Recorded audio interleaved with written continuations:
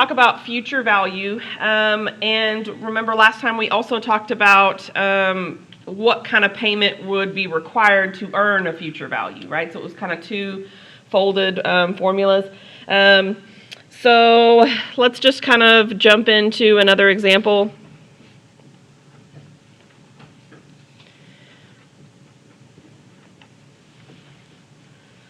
I'm going to use blue because that's not as visible as I would like it to be. All right, so let's say that here is the scenario.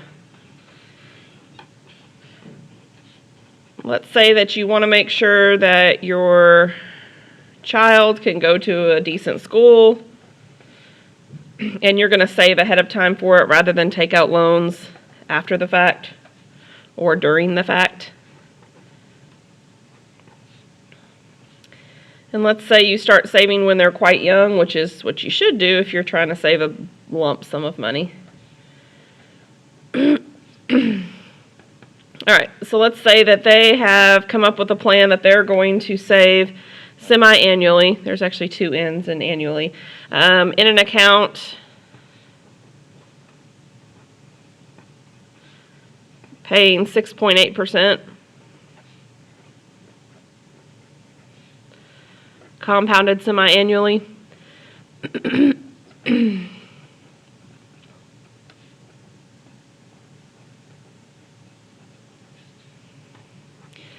And the question is, how much should they save in each period?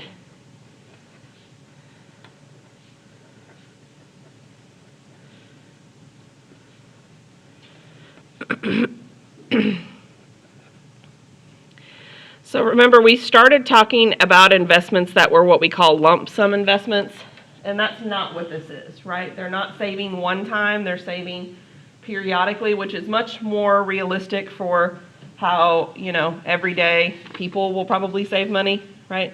Probably most of us aren't going to get grandma to give us a big lump sum of money that we're going to be able to put away in an account. Okay, it's possible, but it's just not the way that most people save.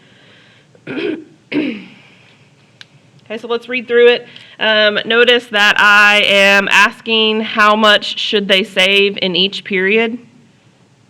So I'm going to underline kind of that whole phrase. And then, of course, this is the amount they want to have at the end. So what is this referred to as? What's the $120,000 referred to as? Yeah, this is the future value. This is the future value they want to have, right? They're just trying to figure out what kind of payment they need, right? So we do need to use our payment formula from last class.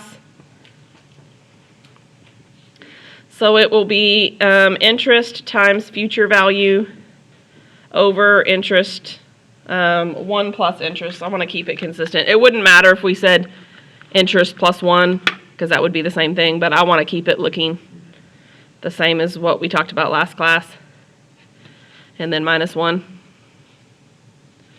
And remember, this is just a reworking of the future value formula, right? We had another formula that was future value equals blah, blah, blah. And this is just a reworking of that. We just need to decide what goes where, okay? Is that M or N? That is...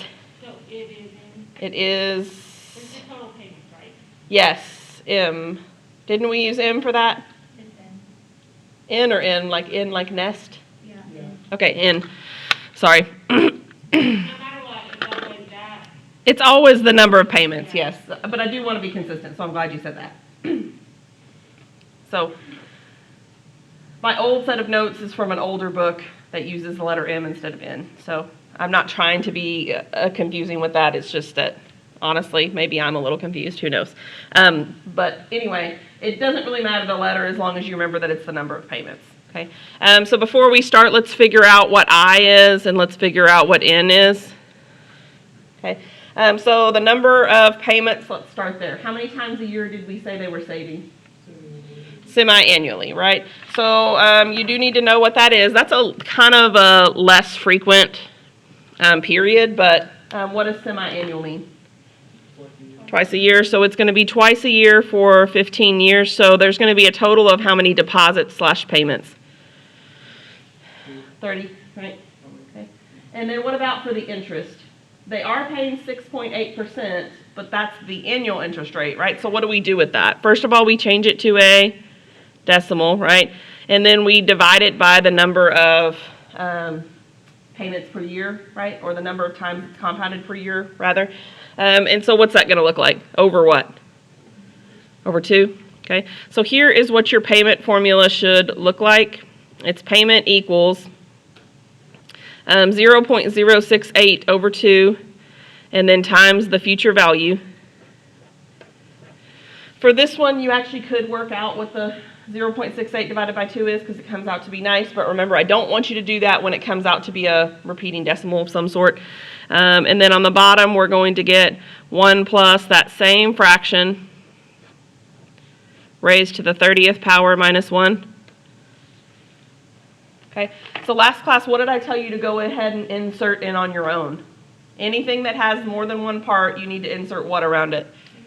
Parentheses. So it's actually vital that you have them here. It's not as important that you have them in the numerator, but I always, just for consistency purposes, put them around both. Okay, but just so you know, it wouldn't matter if you forgot the ones around the numerator. It would matter very much if you forgot the ones around the denominator. Okay, because you have to tell your calculator all of what you want in the denominator, and you have to do that with the parentheses. So let's see if we can punch this in, and if you have your own calculator, I want you to do it with me. So I'm going to go kind of slow with it, okay, but it's open parentheses. Well, if I can get it in view here. It's open parentheses, and then we're going to put in the numerator. Okay, so it's 0.068. Okay, make sure you move the decimal place twice, or you're going to be figuring out 68%, right? If you do 0.68, you're going to get a crazy answer because you're going to get something that doesn't make sense since it's not the right interest rate. And then divided by 2 times the 120,000 that we want to have in the end, right? Close the parentheses for the numerator. And then what does the fraction bar mean operation-wise? It means division, right? So divided by, and then how many open parentheses do I need for the denominator? 2. Okay, and then I have 1 plus that same 0.068 divided by 2. Close that parentheses, right? And then raise that to the what power? 30th power. And then minus 1, and then finally close the last set of parentheses. Okay. So I talked about this last time, but notice the newer calculators like mine actually like figure out what size the parentheses need to be, and the outer ones they make larger. Okay, if you have an older calculator, it's not going to do that, but you can still get it to figure out the right answer. Now remember, this is not a final amount, right? We have a final amount already. This is a payment amount, right? So it should be something reasonable. However, it's not going to be the cheapest payment in the world. How come? Just logically speaking, how many times are we only having to make this payment/deposit? Twice a year, right? Instead of like every month. So we should expect it to be somewhat large because it's a large amount of money we're trying to have in the end. Okay.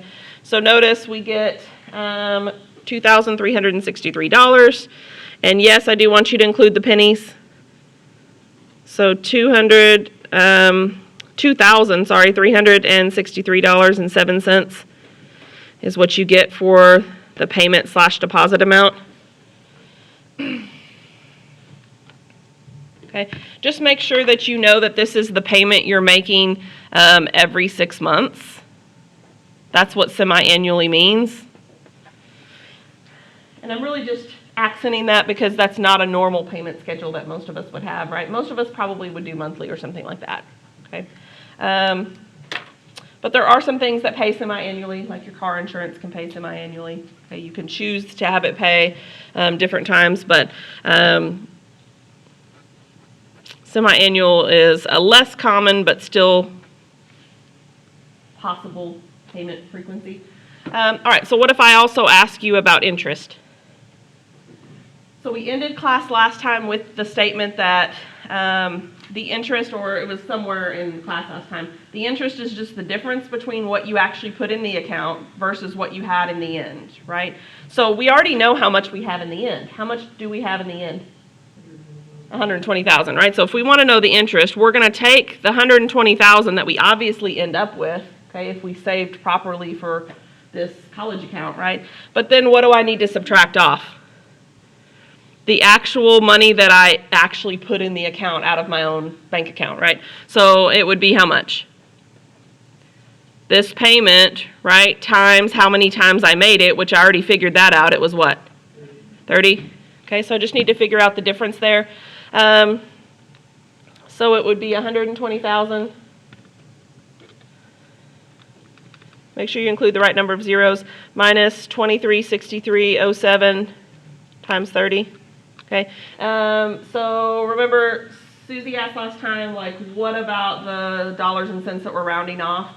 So if you keep that whole amount in your calculator, you will get a little more accurate of an answer, but it won't be crazy different. Okay, so basically I would accept either answer. But this is good enough when we round it to the nearest penny. And so it looks like we would gain $49,107.90 extra over and above what we actually had to put in, right? Okay.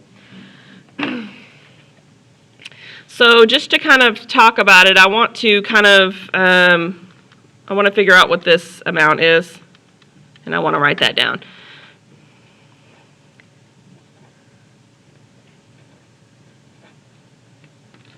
Okay, so I just want to talk about the breakdown. So in the end, they had $120,000, right, which included interest, okay? But they only had to contribute how much? Yeah, they only had to come up with $70,000, which is still a lot of money, right? But they had 15 years to do so, okay? But then they got an extra what? Because they saved in an account paying this kind of thing. They got an extra this amount in interest, right? Okay, so this is their contribution. And then that is their interest. Okay. So one of the disconnects between what I expect you to know for test 2 and maybe what my math lab asks you is, my math lab is not going to ask you these questions about interest, okay? But if I'm asking you on nearly every example we're doing, that should probably tell you that that's something that I think is important, and it's something that I want you to know, okay? I can't change my math lab questions to be the format that I necessarily want all the time, so I have to kind of go with however they're worded. But I want you to kind of understand the breakdown of why, frankly, saving money in accounts that pay interest is so important, right? The reason it's important in this case is if they would have just saved cash, they only would have had how much for their college fund? Only $70,000, I mean, only, but still, right? That's a big difference between $120,000, right? So it makes a big difference when you actually get the benefit of interest, okay? And then, of course, unfortunately, if you're paying someone else, who's getting the benefit of that fabulous interest? Whoever owns your loan, right? So the bank or whatever, okay, the mortgage company. Okay, so before we kind of move on to another finance situation, I want to make sure that we understand that future value is an amount that includes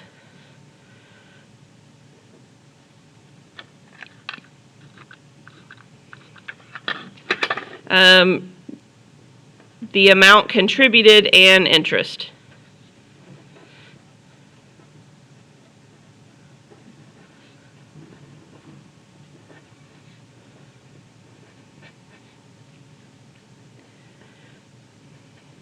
Okay, and of course, more interest will be earned if we have a higher interest rate, if we compound the interest more frequently, but also if we leave the money in the account for a long period of time, right? So those are the 3 ways to kind of build money quicker, is to have a better interest rate, to compound more frequently, / to leave the money alone and let compound interest do its thing for as long as you possibly can, okay? So I want to get away from you thinking that future value is always something that happens necessarily in the future, okay? Because for an investment you made a while ago, the future value might be what it's worth today. Does that kind of make sense? Okay. What I want you to get to is where you think of future value is, yes, sometimes a future value that you're trying to reach, but a lot of times it's just the amount that includes what you contributed plus an extra what? Interest, quantity, whatever that happens to be. Okay. So moving forward, we're going to look at some different types of investments.